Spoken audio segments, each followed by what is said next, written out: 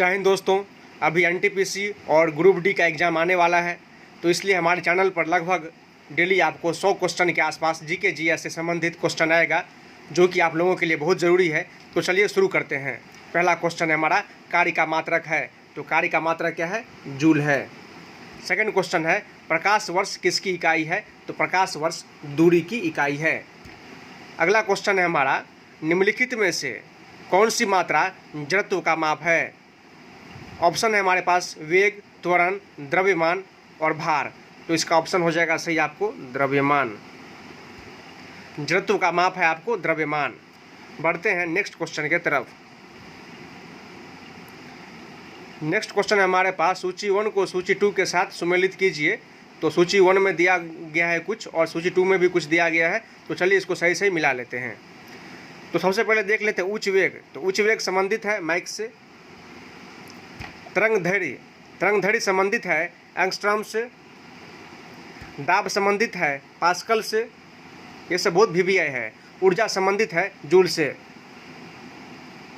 आपको तो पता ही है ऐसा यूनिट ऑफ एनर्जी क्या होता है? जूल होता है। और वर्क का भी ऐसा यूनिट, मतलब काम का भी और ऊर्जा का भी, कार्य का भी और ऊर्जा का भी, दोनों का जो ऐसा यूनिट होता है वो जूल ही होता है। अब बढ़ते हैं नेक्स्ट क्वेश्चन की तरफ।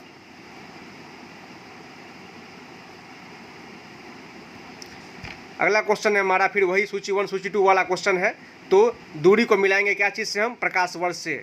दूरी को मिलाएंगे हम प्रकाश वर्ष से। पदार्थ की मात्रा को मिलाएंगे हम, पदार्थ की मात्रा को मिलाएंगे मोल से। विद्युत आवेश की मात्रा को मिलाएंगे कूलॉम से। और ऊर्जा को मिलाएंगे वाट घंटा से। ऊर्जा को मिलाएंगे वाट घंटा से। बढ़ते हैं नेक्स्ट क्वेश्चन की तरफ।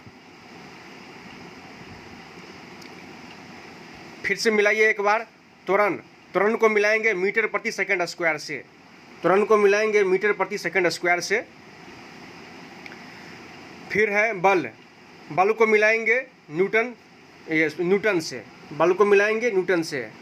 ऐसा यूनिट ऑफ फोर्स क्या होता है? यानी कि बल का ऐसा यूनिट क्या होता है? तो बल का ऐसा यूनिट न्यूटन होता है। अब है हमारे पास कृत कार्य को मिलाएंगे हम 1 से। कार्य को मिलाएंगे 1 से, जूल से। जैसे कि अभी पहले ही हम बता चुके आप लोगों को, जो कार्य का जो ऐसा यूनिट होता है वो भी जूल ही होता है। और एनर्जी का भी जो ऐसा यूनिट होता है वो भी जूल ही होता है। आवेग को क्या चीज़ से मिलाएंगे हम? आवेग को मिलाएंगे हम न्यूटन सेकेंड से। आवेग को मिलाएंगे न्यूटन सेकेंड से। बढ़ते हैं नेक्स्ट क्वेश्चन की तरफ। अगला क्वेश्चन है हमारे पास, निम्नलिखित में से समय का मात्रक नहीं है। इसमें से कौन, चारों ऑप्शन में से कौन सा समय का मात्रक नहीं है? तो अधिवर्ष, चंद्रमा ये सभी समय का मात्रक है, लेकिन प्रकाश वर्ष समय का मात्रक नहीं है। तो ऑप्शन हमारा ये सही हो जाएगा, ऑप्शन नंबर सी हमारा सही हो जाएगा। अगला क्वेश्चन है हमारे पास, पार्सेक इकाई है। तो पार्सेक किसकी इकाई है? तो पार्सेक दूरी की इकाई है। बढ़ते हैं अगले क्वेश्चन की तरफ।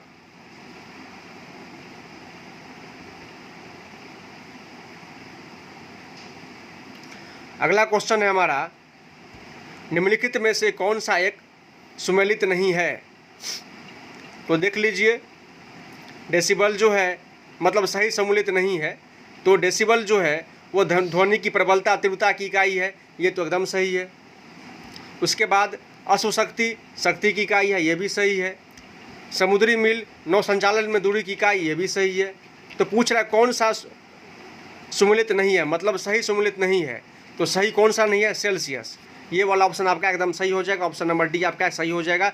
सेल्सियस का दिया है उष्मा की इकाई से, जो कि ये गलत है, तो ये सही मिला नहीं है। बढ़ते हैं नेक्स्ट क्वेश्चन की तरफ। नेक्स्ट क्वेश्चन है हमारा, ल्यूमेन किसका मात्रक है? तो ल्यूमेन मात्रक है ज्योति फ्लक्स का। ल्यूमेन मात्रक है ज्योति फ्लक्स का। अगला क्वेश्चन है हमारा, क्यूरी किसकी इकाई है? तो क्यूरी की इकाई है रेडियो एक्टिव धर्मिता की। दाब का मात्रक है, तो दाब का मात्रक है पास्कल। ऐसा unit of pressure is called pascal. आप लोग को तो पता ही है, ऐसा यूनिट ऑफ प्रेशर यानी कि दाब का जो ऐसा यूनिट होता है वो होता है पास्कल। अब बढ़ते हैं अगले क्वेश्चन की तरफ। जीव विज्ञान बायोलॉजी शब्द का प्रयोग सर्वप्रथम किसने किया? तो जीव विज्ञान यानी कि बायोलॉजी शब्द का प्रयोग सर्वप्रथम लेमार्क तथा ट्रेविडनस ने किया। लेमार्क तथा ट्रेविडनस ने किया। अगला क्वेश्चन है, जीव विज्ञान के जनक यानी कि फादर ऑफ बायोलॉजी के नाम से जाने जाते हैं, तो जीव विज्ञान के जनक अरस्तु को कहा जाता है। इन्हें फादर ऑफ बायोलॉजी कहा जाता है। अगला क्वेश्चन है, जंतु विज्ञान जियोलॉजी के जनक कहलाते हैं, तो जंतु विज्ञान जियोलॉजी के जनक अरस्तु कहलाते हैं। अगला क्वेश्चन है, वनस्पति शास्त्र का जनक कौन है? तो वनस्पति शास्त्र का जनक थियोफ्रास्टस है। अगला क्वेश्चन है, चिकित्सा शास्त्र का जनक किसे कहा जाता है? तो चिकित्सा शास्त्र का जनक हिप्पोक्रेटस को कहा जाता है। अगला क्वेश्चन है हमारा, बोटनी शब्द की उत्पत्ति किस भाषा से हुई? तो बोटनी शब्द की उत्पत्ति ग्रीक भाषा से हुई। इसमें 4 ऑप्शन था, फ्रेंच, लैटिन, पुर्तगाली और ग्रीक, तो इसका सही आंसर हो जाएगा ग्रीक। अब बढ़ते हैं अगले क्वेश्चन की तरफ।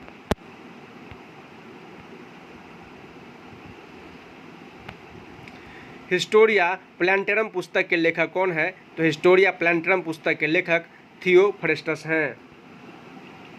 अगला क्वेश्चन है, हिस्टोरिया एनिमेलियम पुस्तक के लेखक कौन है? तो हिस्टोरिया एनिमेलियम पुस्तक के लेखक अरस्तु हैं। अगला क्वेश्चन है हमारा, चिकित्सा शास्त्र के विद्यार्थियों को किसकी शपथ दिलाई जाती है? तो हिप्पोक्रेटस की शपथ दिलाई जाती है।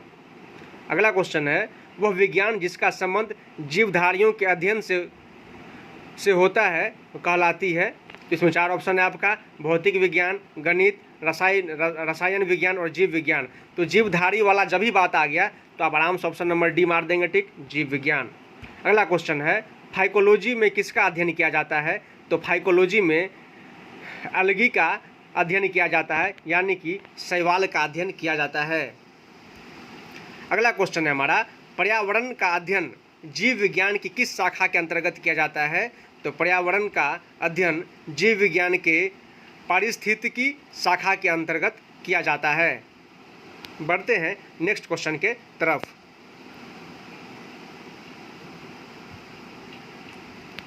अगला क्वेश्चन है हमारा, फूलों के संवर्धन के विज्ञान को क्या कहते हैं? तो फूलों के संवर्धन के विज्ञान को फ्लोरिकल्चर कहते हैं। क्या कहते हैं? फ्लोरिकल्चर कहते हैं। देखिए दोस्तों, ये सब बहुत ज़्यादा इंपॉर्टेंट है। जो हम आपको करवा देंगे वही उसी में से एग्ज़ाम में से आपको क्वेश्चन पूछेगा। तो नहीं चैनल को सब्सक्राइब किए हैं तो कर लीजिए, जिससे आपको डेली नोटिफिकेशन पहुँचे, और बेल आइकन को दबाना नहीं भूलिएगा। बढ़ते हैं नेक्स्ट क्वेश्चन की तरफ। डेंड्रोलॉजी का संबंध है, तो डेंड्रोलॉजी का संबंध है झाड़ियों के अध्ययन से। अगला क्वेश्चन है, पुष्पों का अध्ययन कहलाता है, तो पुष्पों का अध्ययन एंथोलॉजी कहलाता है। अगला क्वेश्चन है, जीवाश्म वनस्पति विज्ञान में अध्ययन किया जाता है, तो जीवाश्म वनस्पति विज्ञान में जीवाश्मों का अध्ययन किया जाता है। अगला क्वेश्चन है हमारा, वनस्पति संवर्धन से संबंधित विज्ञान की शाखा को कहते हैं। वनस्पति संवर्धन से संबंधित विज्ञान की शाखा को कहते हैं। तो ऑप्शन है हमारे पास फ्लोरिकल्चर, एग्रीकल्चर, ओलैरिकल्चर और हॉर्टिकल्चर। तो वनस्पति संवर्धन से जब भी आ जाएगा तो आराम से आप लोग हॉर्टिकल्चर मार देंगे, ठीक। अगला क्वेश्चन है हमारा, जीवों एवं वातावरण की अंतर अभिक्रिया से संबंधित जीव विज्ञान की शाखा कहलाती है, ये पारिस्थितिकी कहलाती है। अभी हम आपको तुरंत बता चुके हैं इससे पहले वाले क्वेश्चन में, 3-4 क्वेश्चन पहले। बढ़ते हैं अगले क्वेश्चन की तरफ। अगला क्वेश्चन हमारा है, वनस्पति विज्ञान की वह शाखा जिसमें शैवालों का अध्ययन किया जाता है, तो फाइकोलॉजी में शैवालों का अध्ययन किया जाता है, यानी कि अलगी का अध्ययन फाइकोलॉजी में किया जाता है। तो ऑप्शन नंबर इसका सी हो जाएगा। अब बढ़ते हैं अगले क्वेश्चन की तरफ।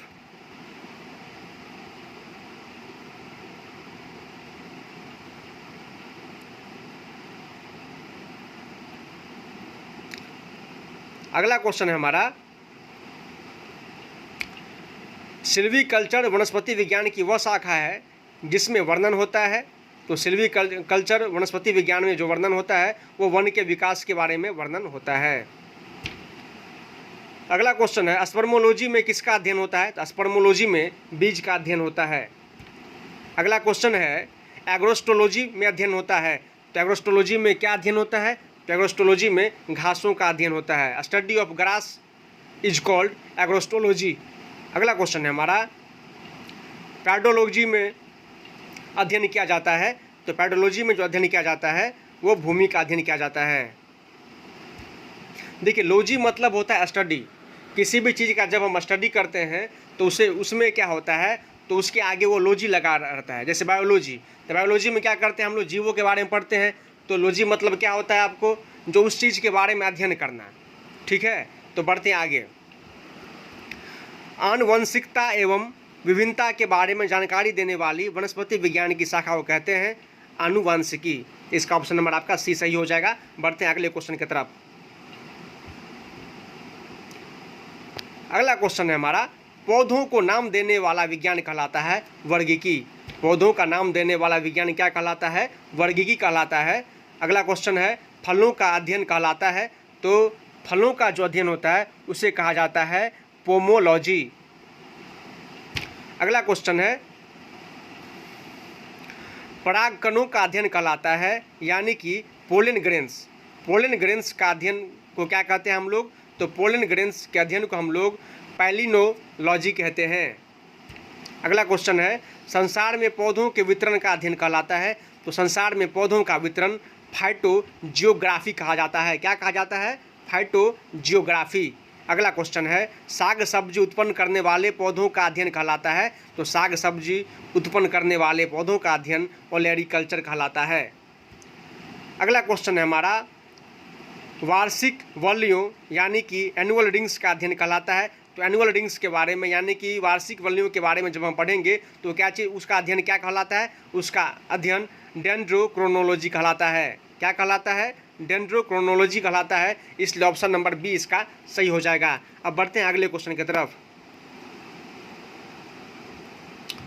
अगला क्वेश्चन है हमारा, सजावटी वृक्ष तथा झाड़ियों के संवर्धन से संबंधित अध्ययन कहलाता है। सजावटी वृक्ष तथा झाड़ियों के संवर्धन से संबंधित अध्ययन कहलाता है आर्बोरिकल्चर। क्या कहलाता है, आर्बोरिकल्चर। इसका ऑप्शन नंबर आपका सी सही हो जाएगा। अगला क्वेश्चन है, पौधों की आंतरिक संरचना का अध्ययन कहलाता है, तो पौधों की आंतरिक संरचना के बारे में जब हम पढ़ते हैं तो उसे क्या कहते हैं, शारीरिकी। अगला क्वेश्चन है, हमारा पादप विज्ञान की शाखा कवक शास्त्र में किसका अध्ययन किया जाता है, तो पादप विज्ञान की शाखा कवक शास्त्र में फफूंद के बारे में हम लोग अध्ययन करते हैं। अगला है हमारा, एग्रोफॉरेस्ट्री क्या है, तो एग्रोफॉरेस्ट्री में क्या है, तो एग्रोफॉरेस्ट्री में हम लोग पढ़ते हैं कृषि के साथ साथ उसी भूमि पर काष्ठीय बारहमासी वृक्ष लगाना। इससे ही कहा जाता है आपको एग्रोफॉरेस्ट्री। इसका ऑप्शन नंबर आपको सी एकदम सही हो जाएगा।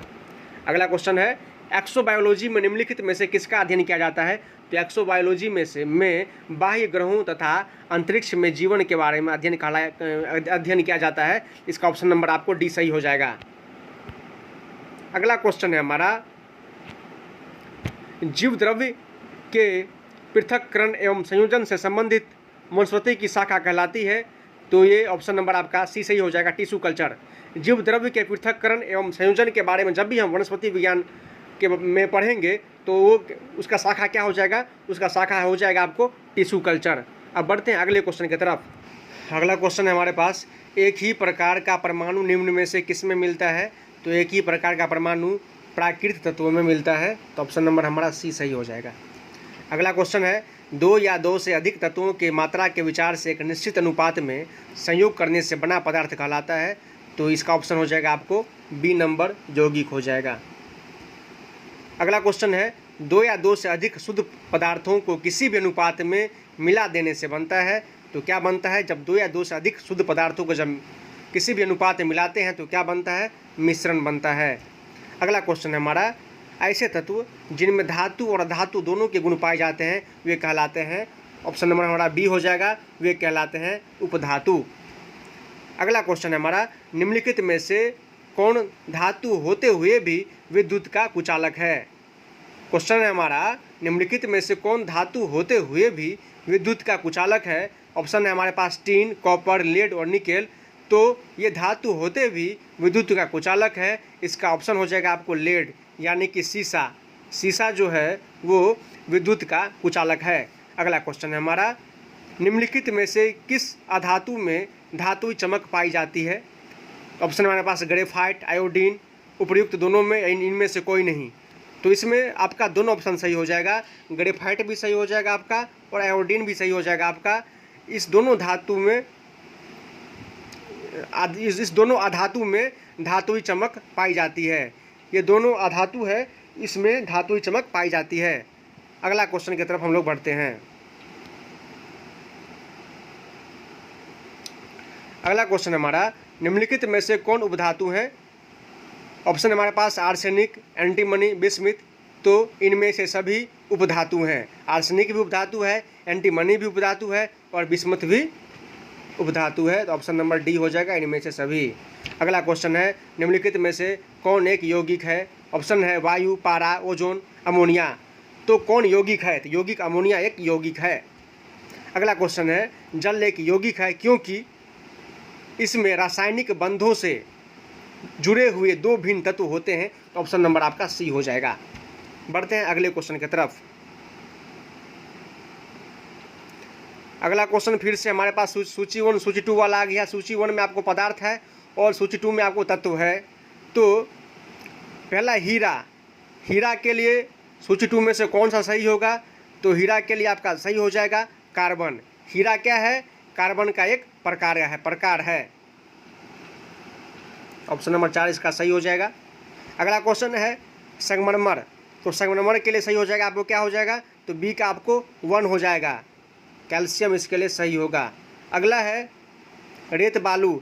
तो रेत बालू के लिए क्या सही हो जाएगा? तो रेत बालू के लिए आपका सही हो जाएगा सिलिकॉन। अगला है मानिकी। तो मानिकी के लिए सही हो जाएगा आपको एल्यूमिनियम। मानिकी के लिए एल्यूमिनियम सही होगा।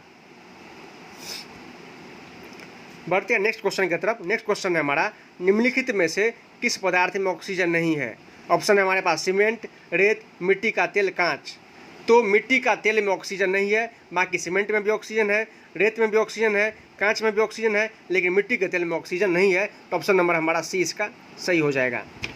अगला क्वेश्चन है, कौन सा पदार्थ प्रकृति में 3 अवस्थाओं यानी कि ठोस, द्रव एवं गैस यानी कि सॉलिड, लिक्विड, गैस में पाया जाता है? तो H2O। H2O solid, liquid, gas तीनों में पाया जाता है। जब H2O मतलब वाटर, जब ये पानी के फॉर्म में रहता है, ये लिक्विड फॉर्म में रहता है तो पानी हो गया आपको। जब ये सॉलिड फॉर्म में रहता है तो आइस हो गया। और जब ये गैसेस फॉर्म में रहता है तो वेपर, जब वेपर निकलता है वो क्या फॉर्म में रहता है? वो गैसेस फॉर्म में रहता है। तो इस तरह से आपको वाटर जो है सॉलिड, लिक्विड, गैस तीनों में पाया जाता है। अगला क्वेश्चन है हमारा, स्टेनलेस स्टील एक मिश्र धातु है जबकि वायु है एक। वायु क्या है? स्टेनलेस स्टील एक मिश्र धातु है, लेकिन वायु क्या है? तो वायु एक प्रकार का मिश्रण है। वायु एक मिश्रण है। Air is a mixture of gases, ऐसा हमने पढ़ा है, आप लोग भी पढ़े होंगे। Air is a mixture of gases. आगे बढ़ते हैं।